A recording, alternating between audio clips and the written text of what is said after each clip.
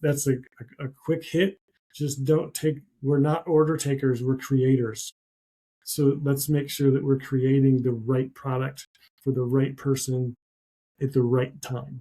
It's like as we're because we have to understand the learners, because that's one of the other things that we forget sometimes is we get crunched with what we're designing, with time crunches and the number of projects that we're dealing with, and we're focusing on, it's like, I'm going to disseminate this content as opposed to I'm going to think about specifically this learner and how does that learner need to have this information and how do they need to consume this information so that they can use it back in their site. So it's like, ask questions not only about the content, but ask questions about the learner.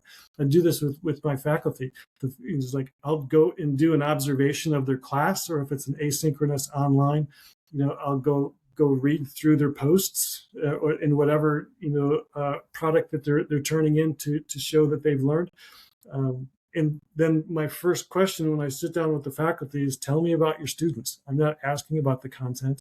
I'm not asking about how they taught it or how they disseminated the information or the activities. Like, the first question, tell me about your learner. And that fires all the processes that we use for designing. Because once they start thinking about the learner, well, my learners, they're doing this or that. So I'll get down to the specifics. Like, you had a female student in the third row that sat by the windows and she didn't say anything the whole time. Tell me about her. Or tell me about him, or tell me about they.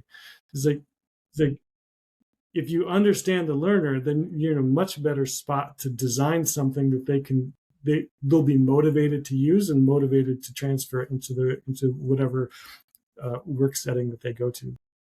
Right. I think that's so important. It's like that learner journey. You want to do that journey mapping, right? And figure out what are their wants, what are their needs, how are they thinking, how are they feeling? It's like that journey map, and then you come up with a learner persona, and then that guides your training and your development. So that's so important. I love that. Yeah, that's great. Asking questions, so important. Don't just assume, right? Yeah.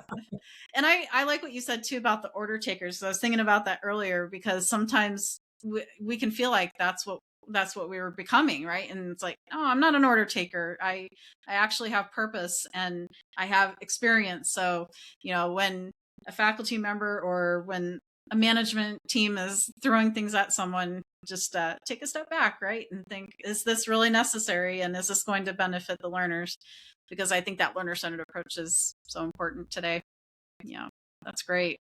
Wonderful. Well, Stephen, thank you so much again for being here and for sharing such practical, grounded insights that my listeners can actually apply right away, which is wonderful. And that's one of the reasons why I do this podcast. So I know this conversation is going to help instructional designers and educators think more strategically about learning, performance, and behavior change, which is what this is all about today.